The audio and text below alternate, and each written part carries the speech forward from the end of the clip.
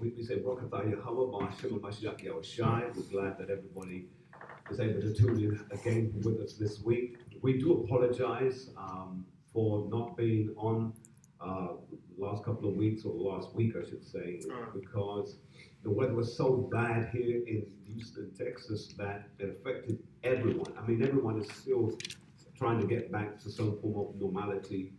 Burst pipes, and the sad thing is that none of the stores where some of those UPVC pipes are, people can't get CPVC pipes. Yeah. Everything is empty, the cupboard is bare, and so people are still suffering to some degree because they're unable to get back to some form of normal life. So we ourselves, we suffer a bit of a problem here because some of our pipes in our water filtration unit busted, so that had to be fixed. So a number of things. So we do apologize. It was no fault of ours. We would gladly come and stand up and bring this truth to you, but because of the present circumstance, we were under that. In fact, there's a scripture that comes to mind. Let's just go there. It's in the book of Job. Job 38, I think it is. It's very interesting. It's Job 37. Job 37 and verse 13. The book of Job, chapter 37, verse 13. He causes it to come. What's that? You see, the scripture here is telling us that the Most High causes things to come. The question is, there's a comma there, whatever that thing is happening to you, or you're going through, or you're dealing with, He causes it to come. Go on. Whether for correction. So watch what it says. Whether it be for correction. Some things happen to us because the Most High God is trying to correct us and get us back on track. That's right. Go on. Or for His land. Or for His land. Some would say, well, surely he's speaking about the land in Israel, Judea, where we are all from. Well, yes and no, but remember the land where we are right now, even though it has become spoiled and destroyed by those who occupy it, this land was a beautiful land in the beginning. When the northern kingdom was here, in the beginning it was a beautiful land, unspoiled, untarnished, but since another group of people has taken reign over this land has become spoiled. So it tells you clearly here, all for His land. And wherever His people are, and the scripture says, wherever the soles of your feet shall trod, that is where He's establishing for you to have ownership. So here, in this land, it has been destroyed, and ultimately has become Babylon. But read on. Or for mercy. So he says that there's something that happened to us because of mercy, or because He's trying to get us, thank you very much, to get ourselves together. You see that? So here, let's read again right from the top of you, please. Job chapter 37, verse 13. He causes it to come. He causes what? He causes it to come. Go on. Whether for correction. Whether for what? Whether for correction. Go on. Or for His land. Or for His land. Or for mercy. Or for mercy. He's making it very clear to us what He is doing. Con? All right, well, the teaching we're going to deal with today, I think it's one that we overdue. It's called identity theft. Identity theft. Identity theft. If you were to give me a scripture, what scripture would come to your mind if you were to discuss the point of someone stealing another person's identity? What scripture would come to mind? I can think of several ones. Go ahead. Revelation 2 and 9. Revelations chapter 2 and 9. Let's go there. Revelations chapter 2 and 9. Let's read it. The book of Revelation, chapter 2 and verse 9. Read. I know thy works. Go on. And tribulation. Go on. And poverty. But thou art rich. He says you are rich in spite of the fact that you've gone through tribulation and you have suffered poverty. Read on. Come. And I know the blasphemy of them which say they are Jews. Who say they are Jews. Hold that for a quick minute. Come to Daniel chapter 11, if you please, and read verse 14. The book of Daniel, chapter 11, verse 14. Read. And in those times there shall many stand up against the king of the south. Go on. Also the robbers of thy people Hold shall... it. What did it say? Also the robbers of thy The people robbers of thy people. Go on. shall exalt themselves Shall exalt themselves. Go on. to establish the vision. To establish the vision. You finished? But they shall fall. But they shall fall. Come. Those are the same people who have stolen another group of people's identity. Read it again from the top. Read it all the way through. Daniel chapter 11, verse 14. Read. And in those times there shall many stand up against the king of the south. Go on. Also the robbers of thy people shall exalt themselves to establish the vision. To establish the vision. But they shall fall. But the scripture says they shall fall. Let's go back to Revelation chapter 2 and verse 9. Revelation chapter 2 and verse 9. I know thy works and tribulation Read. and poverty, but thou art rich. And I know the blasphemy of them which say they are Jews, But that what? that say they are Jews, Go on. and are not, And are not. Go on. but are the synagogue of Satan. But are the synagogue of Satan. Come. Since we're there, let's go to Revelation chapter 3 and 9. Let's get it all out there. Go ahead. Revelation chapter 3 and verse 9. Behold, I will make them of the synagogue of Satan, Go on. which say they are Jews, Which say, there's an assuming that no one's going to find out the truth.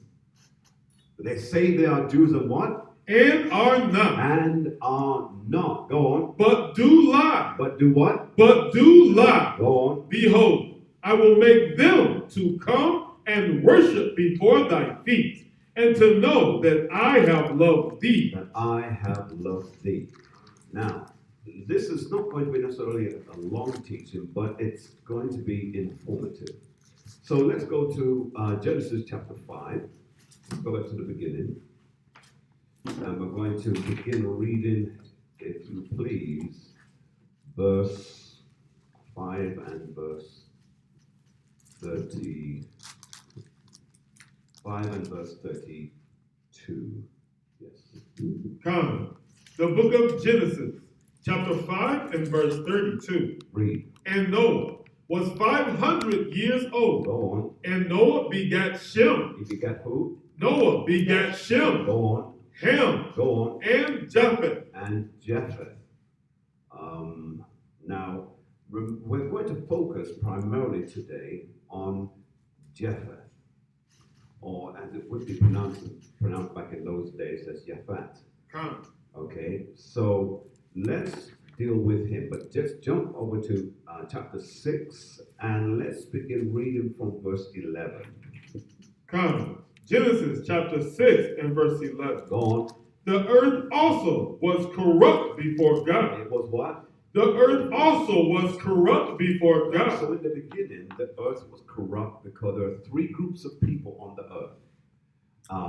I don't know of them teaching this in the regular Christian church, but there are three groups of people, and for those of you taking notes, let's just put them down so you have a reference point.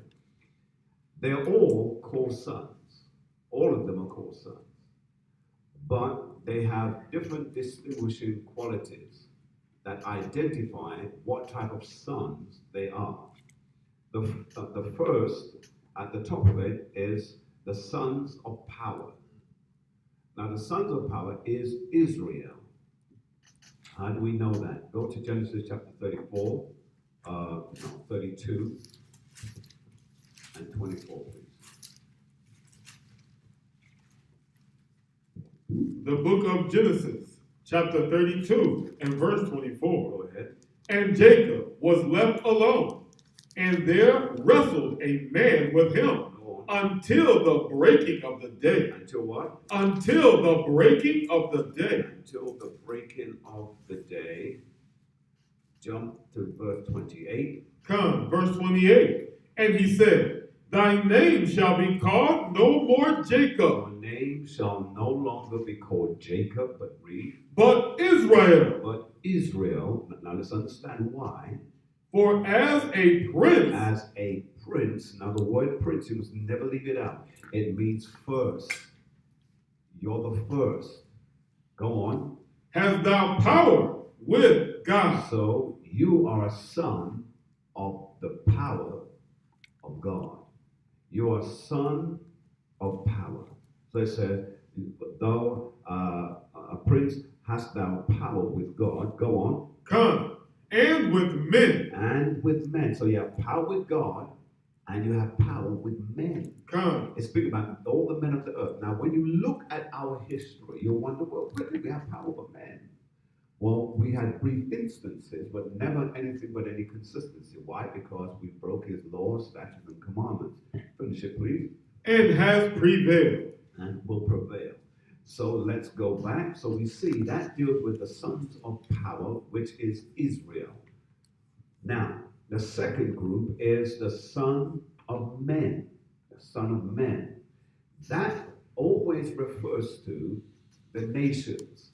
So the son of men refers to the nations. Those are the nations. When the scripture speaks about the daughters of men and so on, it's speaking about the nations. Come on. Let's prove that. Genesis chapter 6 and verse 4. Let's go. The book of Genesis chapter 6 and verse 4. Let's read. There were giants in the earth in those days. Men of great stature. Now, when it uses that term, now for some, don't get carried away with the Christianese version of this, which says that there were giants in the earth that were 50 foot tall. No. There were large men, and you must remember, by the way, that people were taller, people were bigger, different groups of people. Now, the Adamites, they were a more statuesque group of people. They were statuesque, tall men, men of stature. That's why that term is used oftentimes. To this very day, there's a group of people, a tribe over in Africa. They're the tallest people in Africa. Tall women, tall men, tall children.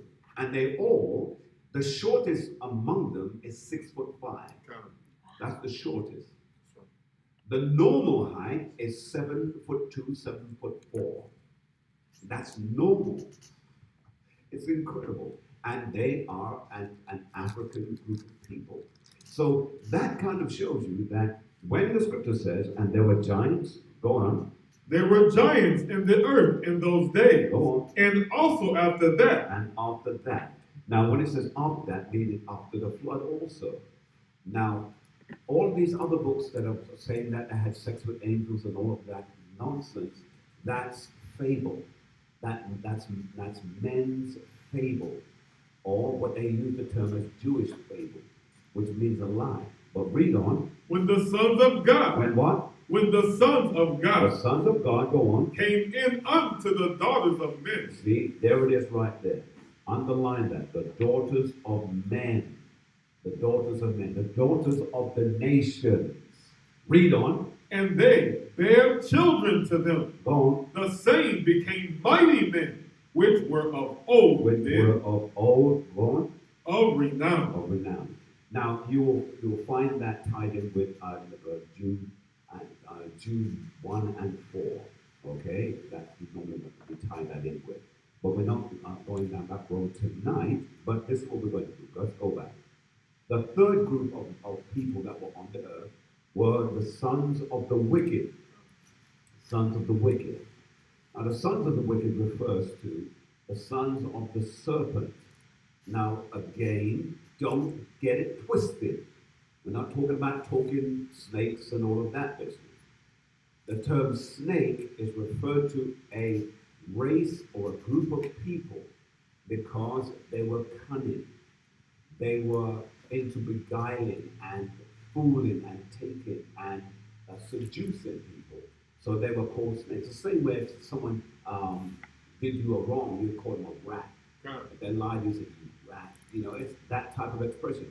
You must remember as well, ladies and gentlemen, brothers and sisters, if you're listening to these teachings, you'll get to realize that the scriptures is made up of euphemisms and terminologies that our people to this very day use. We still use those things. So when anyone tries to make out that some European people, that's hogwash. This is Israelite verbiage. This is the way we spoke, and we still speak like that to this very day. And when you go through every decade, you will hear expressions going back maybe say 20 or 30. They were calling anyone who did you wrong, you died turkey. But there were expressions that were used because it's a commonality within the race of our people that we do that. Now, did you put this on scripture? All right, so let's give you something on the wicked, a scripture to prove that. Let's go to Genesis chapter 4 and 6, please. The book of Genesis, chapter 4 and verse 6. And the Most High said unto Cain, Why art thou wroth? And why is thy countenance fallen? Go on. If thou doest well, shalt thou not be accepted. And if thou doest not well, sin lieth at the door. Sin lieth at the door. Decision is there for you to make. Go on. Come. And unto thee shall be his desire, and thou shalt rule over him. See that? So it's even given you the key to it all. I'm tempted to give you one more, but go to 1 John chapter 3 to give you a little bit more ammunition on that. 1 John chapter 3, begin reading at verse 11, and we'll stop at 12. Time. The book of 1 John chapter 3 and verse 11, it reads, For this is the message that ye heard from the beginning. Go to verse 9. Come. And then jump to 1 11. John chapter 3 and verse 9. Whosoever is born of God does not commit sin, for his seed remaineth in him. And he cannot sin because he is born of God. Because he continues to keep the law, statutes, and commandments. Come. All right, jump to 11. Verse 11. For this is the message that ye heard from the beginning. From the beginning. Go on. That we should love one another. Go on. Not as Cain. Not as who? Not as Cain. Not as Cain. Go on. Who was of that wicked one.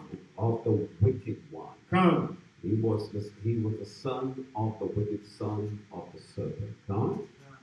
So you'll see that the scriptures are there to back all this up. Now that we've read that, let's go to 1 Chronicles, because I just wanted to establish that.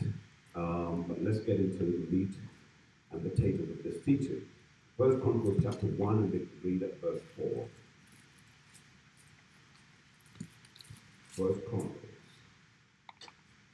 chapter 1, and read verse 4. The book of 1 Chronicles, chapter 1 and verse 4. Read. Noah, Shem, Ham, and Japheth, the sons of Japheth. These are Noah, Shem, Ham, and who? Japheth. And Japheth. These are who? Can somebody tell me? Who are they?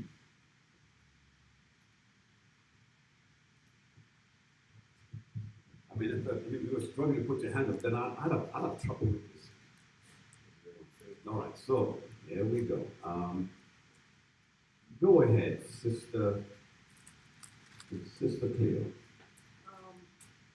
Ham, Shem, and Japheth are the sons of Noah. Are sons of Noah. Very good. All right, let's go on. Read verse 5. Verse 5.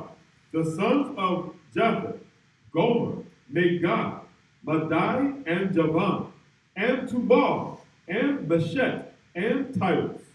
Notice, these are all the ancient names of many of the countries that still exist to this very day. These are the ancient names of them. Come. Now, let's read verse 6. Verse 6. And the sons of Gomer, Ashkenaz, Riphtah, and Togarmah, the sons of Javan, Elisha, and Tarshish, Kittim, and Dagamah. Now, all these again are countries that exist today. For instance, Kittim, they started out on an island. Today we call it Cyprus. Cyprus. These people are the ones who ends up becoming down the road Romans. They become Romans. And those Romans that they become are the ones who again go on and take on other countries and steal identities. See that? So let me kind of slow my roll just a little bit. Let's go to Deuteronomy 32. Deuteronomy 32, and we have to read that because we have to establish the fact that the Most High God has not forgotten his people. So 32 and 8, please. Come. The book of Deuteronomy, chapter 32 and verse 8. When the Most High divided to the nations. He did what? When the Most High divided to the nations. So when you think the nations just went out there and took the land that they wanted to, that's quite wrong. The lands that they took and were in, it was because the Most High led them there. Come. They didn't know why, but the Most High led them there. So it says that when the Most High divided to the nations, their what? Their inheritance. Go on. When he separated the sons of Adam. So now he separates the sons of Adam. Go on. He set the bounds of the people. And he set boundaries for the people. Go on. According to the number of the children of Israel. According to the number of the children of Israel. Why did he do that? The next verse tells us. Read. For the Most High's portion is his people. So his portion is his people. And remember that Jacob or Israel is his firstborn. And as firstborn, they're entitled to double. Got that? All right, let's read on. Jacob is the lot of his inheritance. Jacob is the lot of his inheritance. So whatever the father has, Jacob is going to inherit it because he's the son. Oh, I didn't know that. Don't teach that in Sunday school, go to church on Sunday. All right, go ahead. Verse 10. All right, so verse 10, let's leave that. What I want you to do now, let's prove certain things. Now, the book we're going to be reading from, it's the works of Josephus. In this book, it's usually it's signified by the antiquities of the Jews. Now, it's really a double-edged sword. And I always say to people, it is good to read, but it does have bones. Josephus, by the way, he was one of us. He was Jake. He was a Jew, but he sold himself out, and in so doing, sometimes some of the information he put in, he would kind of lead it a certain way. But for time purposes, we're going to go to the Mark 24, please. And we're going to read some excerpts, and then we're going to go backwards and forwards and so forth. All right, let's begin reading where it is marked at chapter 5. Yeah, chapter 5. Right, beginning at the top. Come, chapter 5. Please do make note. It says, after what manner the prosperity of Noah sent out colonies and inhabited the whole earth. Read it again. After what manner the prosperity of Noah sent out colonies Go on. and inhabited the whole earth. So Noah sent out colonies, meaning he sent out his sons. He kissed them, hugged them, he made sure that they're well provided for as much as he could for them to take on their journeys, and he sent them out so that they could occupy the land.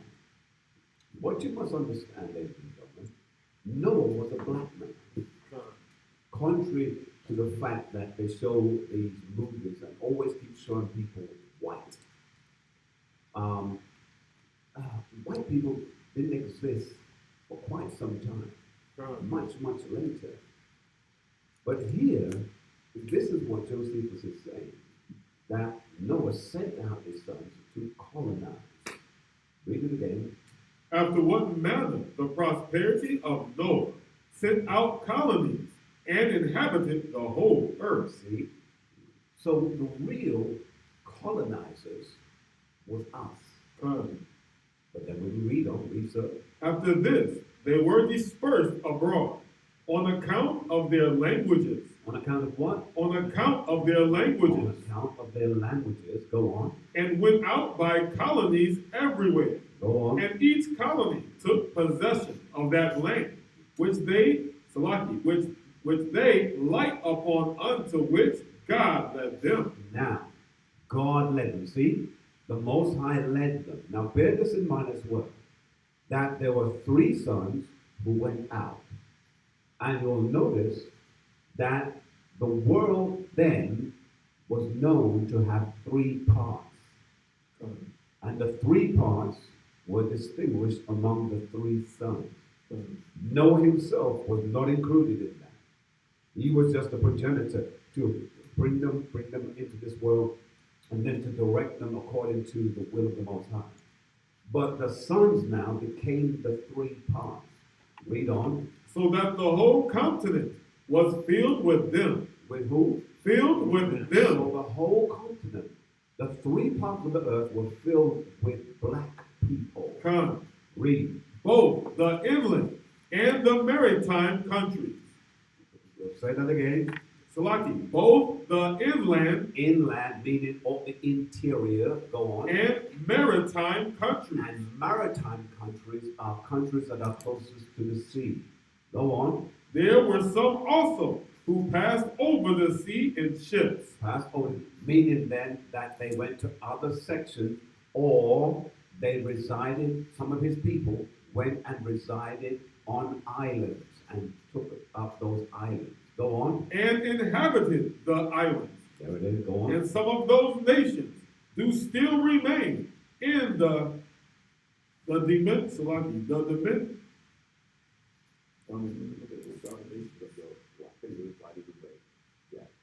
dominations. Come. Dominations which were given them by their first founders. Right, because that word comes from the word domicile, meaning to take root and to occupy. So, go on. But some have lost them also, and some have only omitted certain changes in them. Go on. That they might be the more intelligible to the inhabitants. To the who? To the inhabitants. Keep reading. And they were the Greeks. Who were they? And they were the Greeks. They were the Greeks. Now, let's look even further. Let's read on. Who became the authors of such mutations. So notice it says the Greeks became the authors of such mutations. Meaning, the Greeks were the ones that went into the different countries and assumed the identity of the people, or made the people of those countries become a part of them. Now we can prove that, by the way, but let's finish that whole section. Come, for when in after ages they grew potent, and they claimed to themselves the glory of antiquity. They did what? Salaki, and claimed to themselves the glory of antiquity. They claimed to themselves the glory of what? Antiquity. Antiquity. Why is that so important? First of all, what they're trying to say, the glory or the power of the past, meaning the Greeks didn't come from anywhere. What they're trying to say, they were always there. Hogwash. You don't go and take a country over and assume their identity and say that, well, we were always there. No. They went in and took the identity of the people that were there and closed the history books on them and made the history about themselves. Read that last part again, sir. Yes, sir. They claim to themselves the glory of antiquity. Go on. Giving names to the nations that sounded well in Greek, that they might be better understood among themselves. Go on. And setting agreeable forms of government. Hold it. The agreeable forms of government, meaning they set up laws that no one could mention anything about the people who used to be here. Come. You do that, you die. That's right. We're the ones that are here now, and we're the ones that have always been here. Come. That's what that's about. But we'll prove that as well. Go on. And setting agreeable forms of government over them, Go on. as if they were a people derived from themselves. See? How can you be a people who derive from yourself? Everybody comes from someone. You see? So when we go now to 2 Maccabees chapter 6, begin at verse 1. Then we're going to pull excerpts. So begin at chapter 6, verse 1, 2 Maccabees. Come. 2 Maccabees chapter 6 and verse 1. Read. Not long after this, the king sent an old man of Athens to compel the Jews to depart from the laws of their fathers. See, get them to forget about your past and to take on our ways. Go on. And not to live after the laws of God. See that? So it's telling you that they were forced to leave the law, statute, and commandment that was given to them, handed down, first of all, going all the way back to Genesis, as a verbal law and becoming a written law later on with Moses. But go on. Verse 2. Jump to 3. Verse 3. The coming in of this mischief Go on. was sore and grievous to the people. Go on. For the temple was filled with rioting and reveling by the Gentiles, Go on. who dallied with harlots and had to do with the women within the circuit of the holy place. Read. And besides that, brought in things that were not lawful. Not lawful, meaning that they would have sex and they were in the temple and they would bring in swines for sacrifice in the temple. Jump to verse 6. Verse 6. Neither was it lawful for a man to keep Sabbath days or ancient feasts, or to profess himself at all to be a Jew. So you see, they took away your religious rights, they took away your feast and your Sabbath, and they took away the fact that you could not call yourself any longer a Jew. See that? But they forced them now that they would convene in the things that they wanted you to do.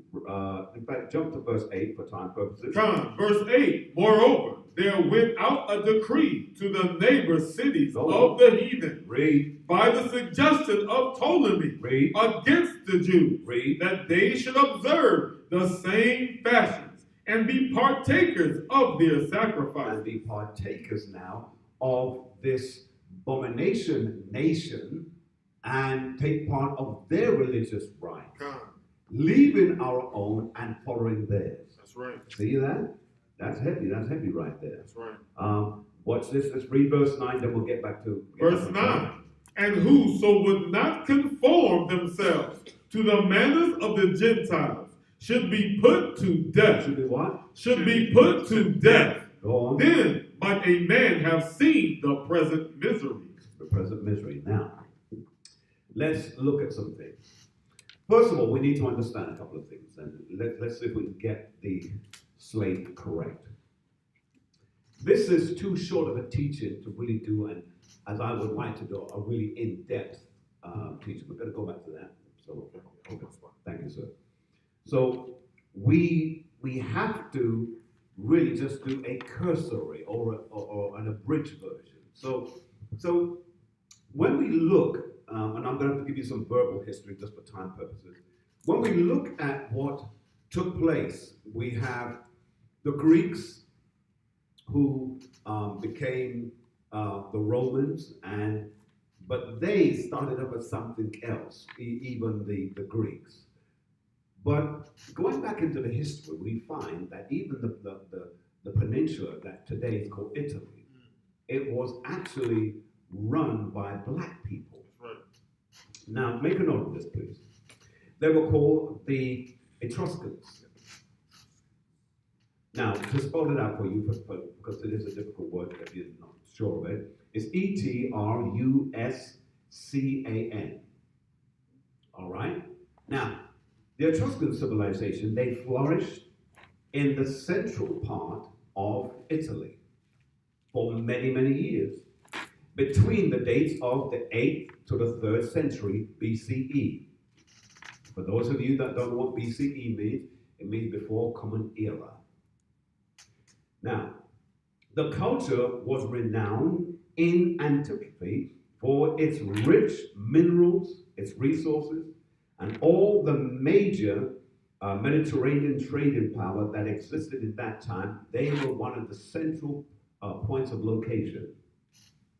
Much of its culture and even its history was either obliterated or assimilated into that by the conquerors who later came, who called themselves Romans. Now, here is the point that I want you to get. How is it that the Romans are from Rome, but they come in to conquer people who are in Rome? Remember what I said? That Kittim, they began life in Cyprus, on an island called Cyprus. And there's a whole lot of story going on behind that as well. We don't have the time to cover it. We're just doing a cursory version. But they went and they invaded the Etruscans, and what they then did, they took their culture, took their history, and assumed their identity. That's why when you Google and you're trying to find out as much information as possible, it's difficult to find a whole lot of information about the Etruscans. Why? Because what happened was they controlled the narrative of the history to such a degree that they said, up to this point, we can talk about, but you will not find anything else after that point. Part of the reason is because the historians did not want the general public, because they knew how the future would be, they did not want the general public to know that the Etruscans were in fact black people, men and women of color. Now, when I say black people, I'm not saying brown. Black people, black, like me. That's what I'm talking about. Because, see, one thing I've noticed about the historians, they always like to say, oh, well, they were kind of a shade of this or a shade of that. Because they're too afraid to give proper rights and props to those people who properly existed. Now make a note of this, because we still need to cover a little bit more here. The Etruscans, members of the ancient people of, they were called the Athenians. And I've heard that before because that's in pitch black. Because they use that term there. And they were what we call today Italians, by today's standards. And they existed between an area that was called Tiber and Arnon. Tiber, T-I-B-E-R, and Arnon, A-R-N-O. These were rivers. They existed between those. We covered a great deal of plains. Now, this particular river ran north and, is it south? Yes, I beg your pardon, not north, west and south of the Apennines. These were mountains.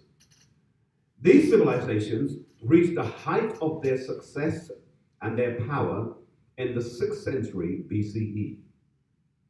Many features of the Etruscan culture were adopted by the Romans, who became eventually their successors, and took power and majored it through the entire peninsula of the country today we call Italy. Remember, Italy today is a united union. Before, they were all individual countries.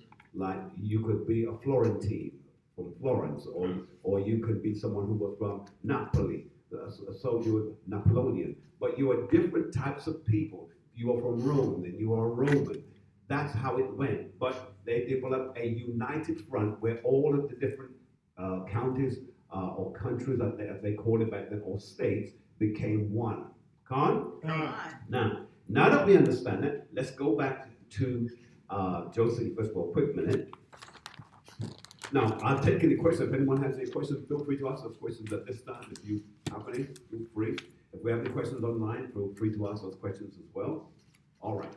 Now we're going to read chapter 6. Chapter 6. How every nation was denominated from their first inhabitants. Hold it. Read it again. How every nation was denominated from their first inhabitants. Go on. Now they were the grandchildren of Noah, in honor of whom names were imposed on the nations by those that first seized upon them. Go on. Japheth, the son of Noah, Listen carefully. had 7 sons. They inhabited so that beginning at the mountain Taurus and Amanus, they proceeded along Asia as far as the river Tamus. So, Asia that is speaking about is not the Asia you know of today. The Asia it's speaking about is the Asia of the scriptures, which is called Asia Minor. Continue, sir. Come, and along Europe to Cadiz. Hold it. Now, we mustn't forget, he just mentioned Europe. Come. So then, the first people of Europe look like you and I. Come. The people of Britain, today they call it Britannia, Russia, and Italy, France, and even what we call Germany. These were all people of color. Come. Hello, somebody. Read on. And setting themselves on the land which they light upon, which none had inhabited before. They Hold called. it. Letting you know, and remember, we're getting this as a factual statement from a historian of his day, said that no one inhabited these lands first, but people that were of color. Come. Are you seeing this? I mean, if they were teaching this in schools, can you imagine how it would have affected the minds of our children? Come. That they would never see themselves as being the lesser. They see themselves as being great That's right. and formidable. Read on. Come. Which none had inhabited before. Go on. They called the nations by their own names. For Gomer founded those whom the Greeks now call Galatians. See? The Greeks called Gomer what? Galatians. The Galatians Gauls. were who? He just said it. Read it again, sir. Gomer founded those whom the Greeks now call Galatians. Go on. Gauls. Go on. But were then called Gomerites. Go on. Magog founded those that from him were named Gagogites, but who are by the Greeks called Scythians. All right, so hold it. Who are the ones that in the scriptures are called Scythians? Who were those? Can anyone take a guess? Because if you don't know, you'll have to guess. So who among you will just give me a guess? I dare you. Yes, go ahead, please. The Greeks.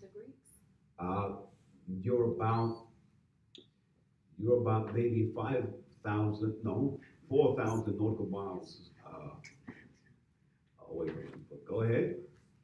Anyone else? Anyone else? Anyone else?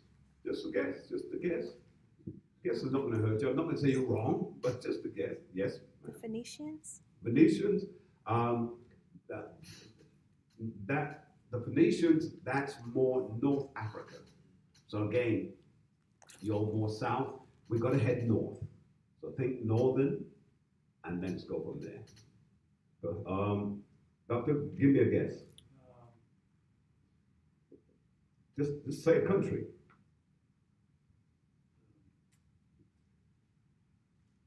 You know the countries that are on the 7 list that we named, right? So give me one of those then.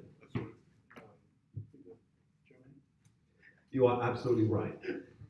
See that? Germany. The Galatians are German. Come. Go ahead, sir. It says now, as to Javan and Madai, the sons of Japheth, from Madai came the Madians, who are called Medes. Right, so the Madians, they are called the Medes. Now the Medes, by the way, in fact, just read a little bit more. Who are called the Medes by the Greeks, But from Javan, All right, so let's cover that. So the Medes now, by today's standard, are what they would be the Samoans. They would be they are Polynesian. So those who are from Hawaii. There are those who are also called Tahitians. So Tahitians, Samoans, Polynesians. We have the Filipinos. We have Guam. In fact, you should make a note of them. Let me slow it down so that you have a note of them, because this will help you to understand the history when we speak about the Medes. That's why when you see many of those films, when some of those kings who are over many of that section of the world, and they sent messengers and said, because I'm king over all of you, I want you to bring your ships. When they came like a mighty army, because they were coming from all over the place. So we're dealing with Samoans, Tahitians, and we're talking about the Filipinos, the Guam, and we're also speaking about what's called the Austronese. Yes, it's Austronese. Yes. Austronesian, that's what I want to say. Austronesian.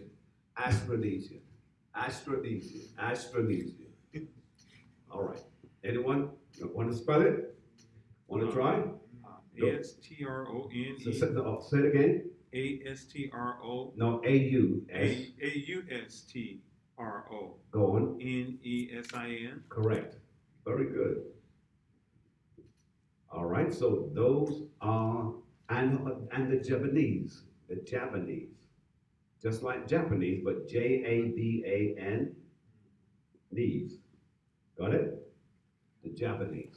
So all those people, they are all what was called the Medes. Continue, sir. Come. But from Javan, Ionia, and all the Grecians are derived. Read that again because I think people missed it. But from Javan, Ionia, and all the Grecians are derived. So for you to double check that, you want to write the word Javan down, the Japanese, and double check it with the scriptures, and go back to Genesis chapter 10, work your way through. Then you will see that this is now how Esau comes around, through Javan. Javan is through whom? Well, remember, Javan in the early days was in fact looking like us. But he mixed himself with another group of people, who was Esau. And Esau, as true to form, took their identity and then went on and continued to do the same with all the other people. They took the identity of the Greeks, because that's why when you look at Greek, what's the finding they call it when you dig it up? Archaeology. When you look up archaeology, because archaeology doesn't lie. It doesn't lie. It is what it is. And when they dug up much of the ancient Greek pots and vases, they found that they showed half of the vase had a face and the other half had a face. One side was brown and the other side was white. That's telling you that the beginning of the Grecians were black and later were taken over by those who were white, which is Esau, and that's how you now today see them. You can check all this, fact check it. This is no fairy tale. Khan? All right, finish that off for me, finish it down to that. How far have you got? I've gotten down before the Thobel. I haven't read Thobel. Okay, let's stop there. Now I'm going to give you one last piece of information, and then we're going to close on this. I have to give you something. Let me give you this as something to work with. I'm going to expand on it on the Sabbath, but If you have it now, then we can put it in perspective later. Now, in terms of Esau as a nation,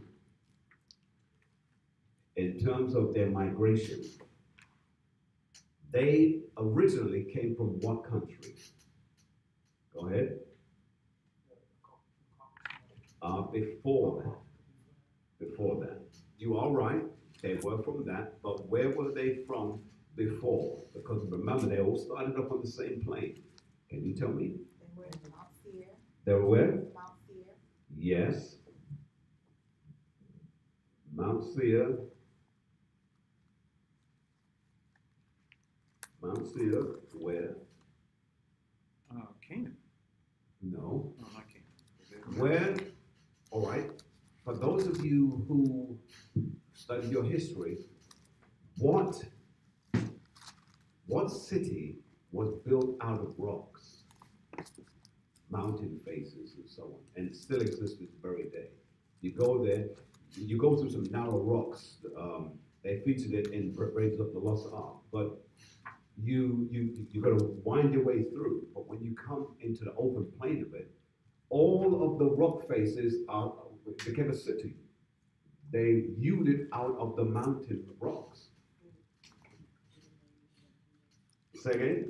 I can't call the name of it. But you can It's see it. Yes, Right.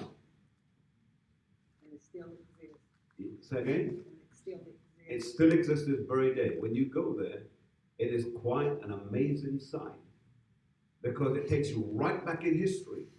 And you'll see mountains, and they hewed out Romanesque type designs and columns and windows all out of this mountain, and it's a city all around you. That's right. Go ahead. Petra. Petra. Very good. God. Petra. I thought you would have got it, but sister there took it from her. All right. Petra. So they began. So remember, Esau began at Petra. That's right. Right? So you want to either make a mental or physical note of it, because these are things I'm going to come back up with, and on the Sabbath, I'm going to hammer you with it. So we have Petra. Their first migration from Petra was where to where? Can anyone tell me? Go ahead. No. You keep coming about Mount Seir thing, and you'll get there eventually, but not just yet. What, after Petra, where did they go first? All right. I dropped the clue because I was talking about them. I said that they stole identities and so on. Make notes. Write it down. Write it down, ladies and gentlemen. You will not remember this. I guarantee you, because I'm going to call on all of you. Even Cap too, I'm going to call it in too. Right? So you've got to have it down. So, where were they? I just told you about them. I told you about them. I told you about the antiquity. I told you about archaeology. So who were the people that we're talking about? The Greeks and the Romans. The Greeks, yes. The Greeks. So, where did they go? What country was established as the Grecian headquarters in the beginning? Macedonia. Macedonia. So they went from Petra to Macedonia. Khan? And then after they, remember that was their first migration. After they left their lot. Their lot was Petra, but they left there, right? Then they went to the second lot was where? Remember, I gave you all the clues earlier. So they came from Petra, they took over Macedonia and became the Greeks. And after they took over the Greeks, where did they go next to go on? What's now known as Italy. Italy. And where in Italy? You said where the Etruscans. Yes, were. but what was what do you read in the scriptures in Italy that was their headquarters? Rome. So Rome. So they went from Petra to Macedonia to Rome. Khan? Khan. Now, who can tell me where did they go after Rome? Can anyone tell me that? You got to know that. They went to our land. Where? They went to where we were, Jerusalem, and over that area. No. Not The initially. thing, not just yet, but remember, think about the progression. What are you going to tell me? Germany. You're heading in the right direction, but give me another name for all of that area. Asia Minor. What's the, you just mentioned Germany. Where is Germany today? Go on. Europe.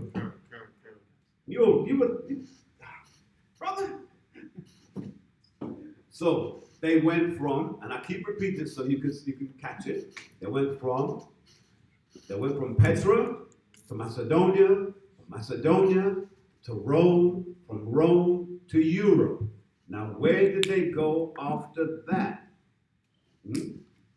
Because remember, when they went to Macedonia, Macedonia is considered to be Asia Minor. It's considered to be that area where we are from. Gone. Then they went back to it, went over to Rome, and from Rome, then they went into Europe, and from Europe, who were the Europeans who traveled across the waters after that? I know you know your history. I'm finishing on this because this is the last thing that I'm going to cover. So that's why I'm kind of stretching your mind a little bit.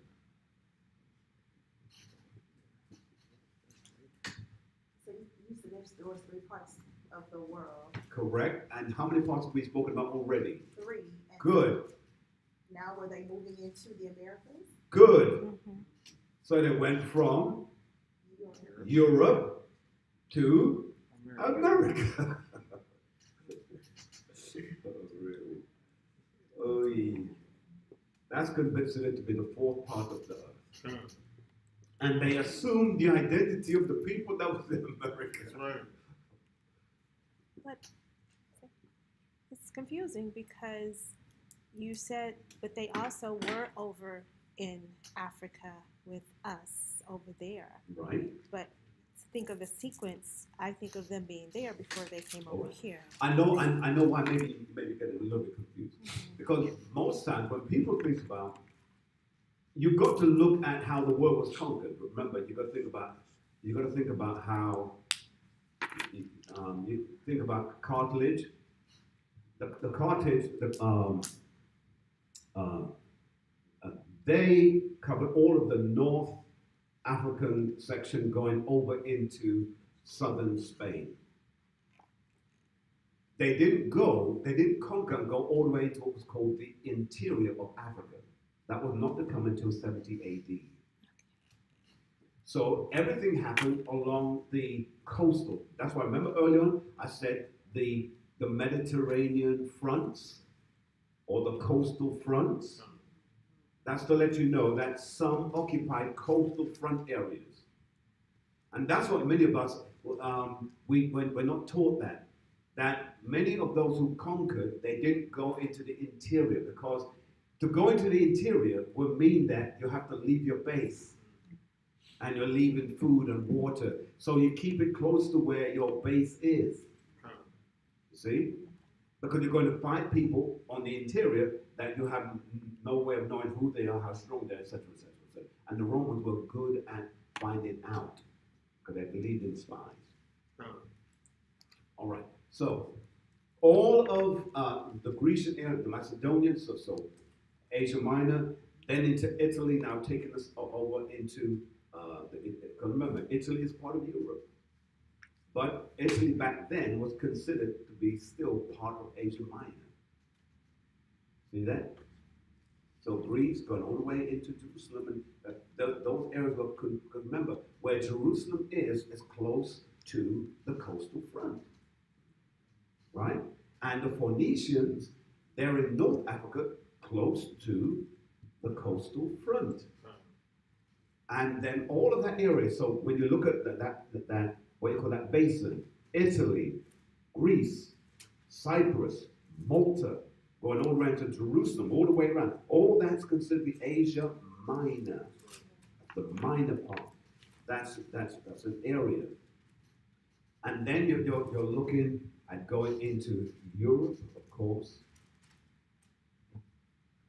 And after Europe is covered, then we're going further in. Okay, so then they went to the Americas. So tell me, in fact, I'll stop there. Talk about the rest of the Saturday. So, any questions from anyone online? I don't want it to be as heavy as what I would do on Saturday. So let's keep it simple. Yes, ma'am. So we have the sons of power is Israel.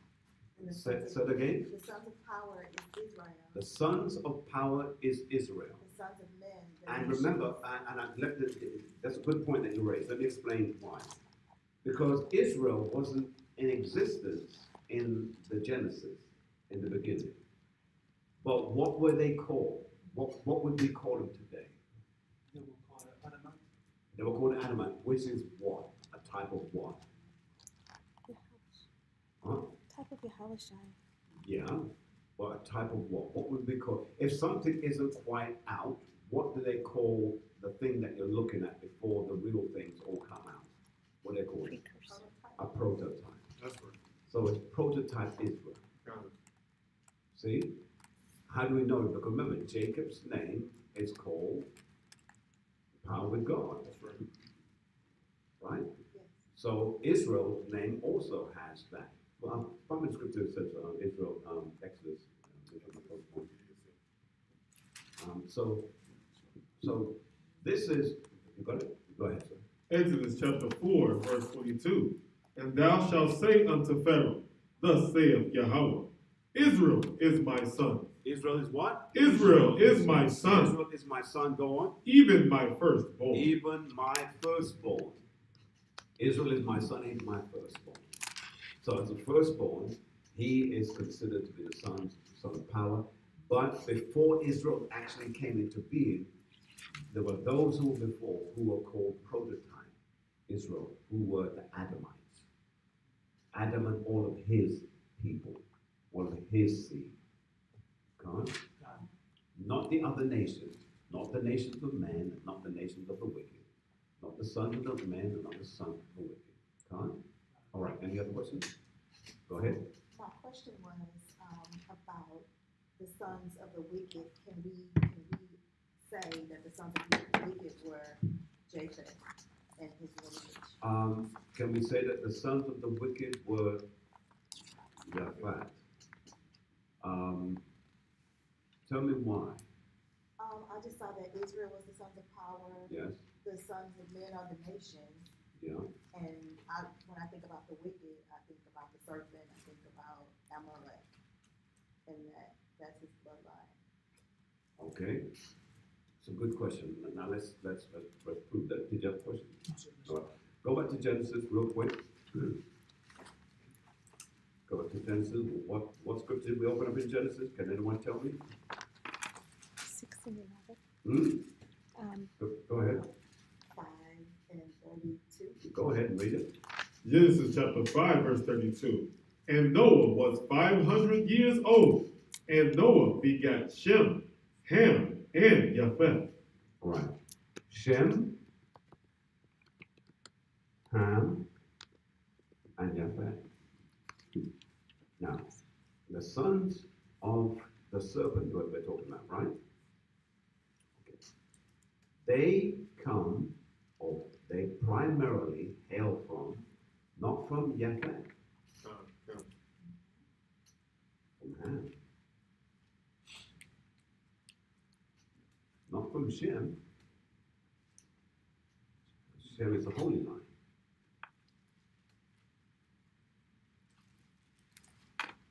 But remember the archetype. In the beginning, there were 3 types of sons. Those 3 types of sons was emulated again in the sons of Noah. See? So the same way that you would turn around and say, okay, Noah has 3 sons. In the beginning, there were 3 sons, and the 3 sons sons of the wicked, sons of nations, and sons of God. So then, how would that translate to Noah's sons? You have to look at it like this. In Noah's sons, you have the oldest, which is the firstborn, which is Shem. He hails as the sons of the power. Then you have who next? Who do you have next? Who do you have next? I don't guess it. I need you to be absolutely right. Read out what you just read just a moment ago. Genesis chapter 5, verse 32. And Noah was 500 years old, and Noah begat Shem, Ham, and Japheth. And Japheth. So Ham is the middle son, right? Need you to know it for a fact. You'll also confirm that in Genesis chapter 10, verse 1. Genesis chapter 10 and verse 1. Now these are the generations of the sons of Noah, Shem, Ham, and Japheth. Go on. Unto them were sons born after the flood. After the flood. So Ham is the hot nations, what today we call it Africa.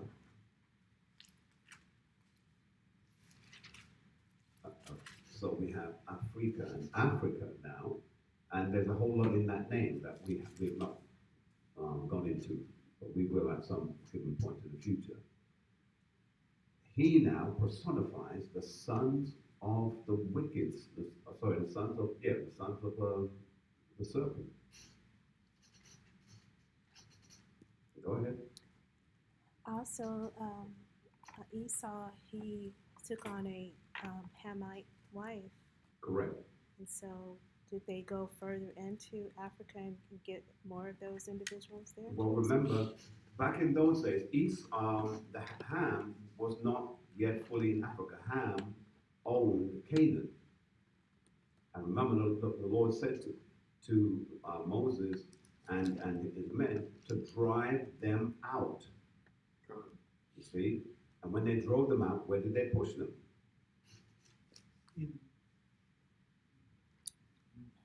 Into Africa, as we know it today. So they drove them more into that section of the world.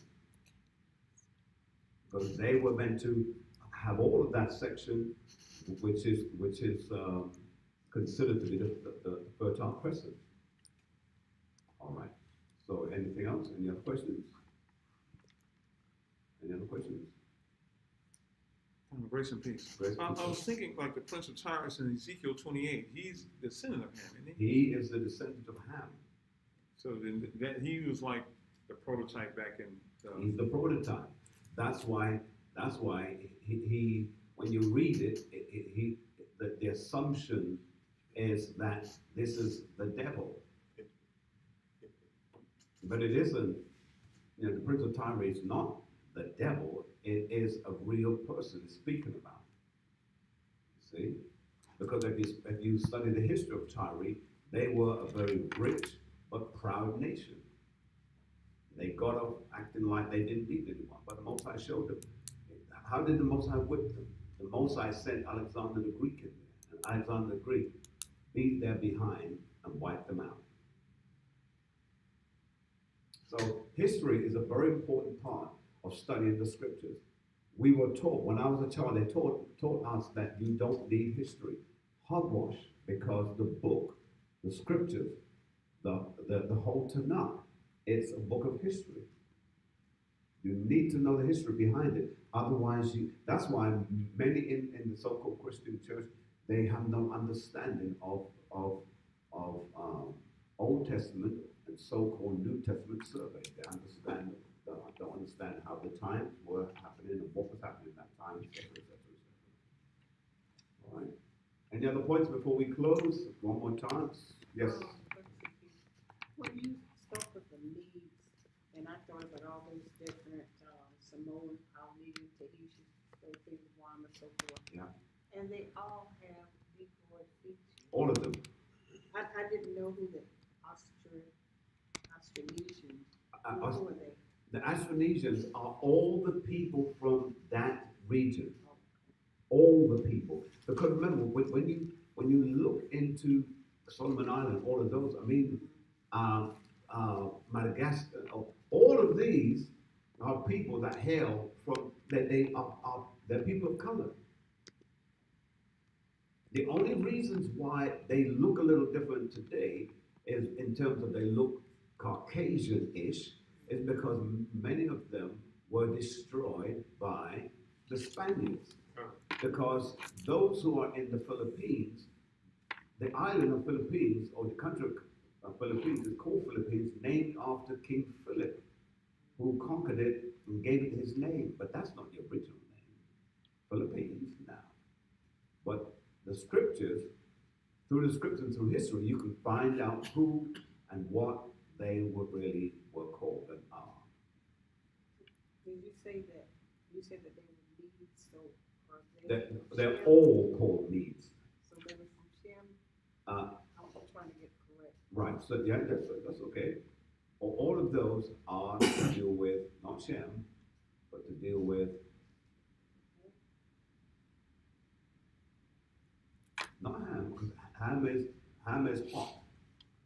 When you say Ham, let's always think hot, think Africa.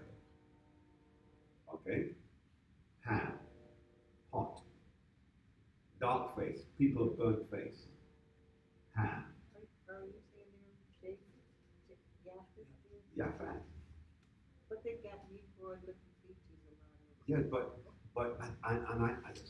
I knew you were going to say that. That's why I kept on saying it, but I wanted to see where you were going. It's because you're still thinking of Yaphat as being white. He's not white. Yaphat is as black as me.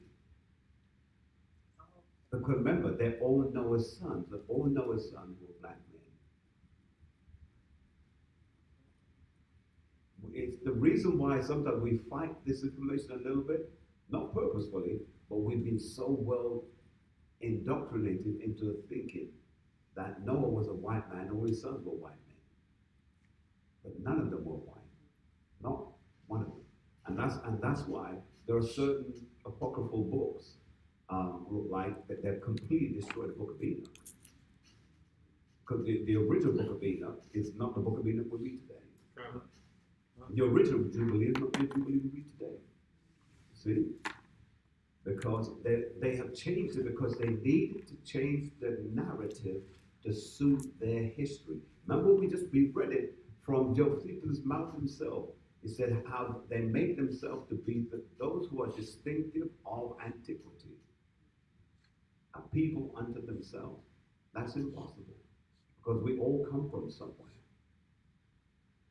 And you can tell me that his line was so clear all the way through to where he got to, that he's the most unique nation on the planet. No, he isn't.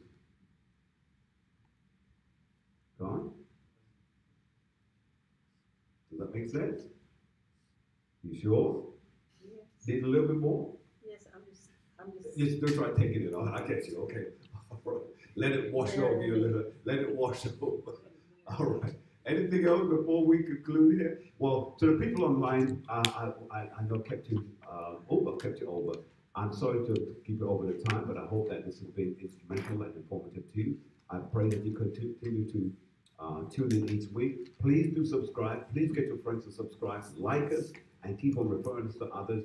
And we look forward to seeing you again on the Sabbath. On behalf of Captain and myself, we're going to say, Barakatah Yahweh.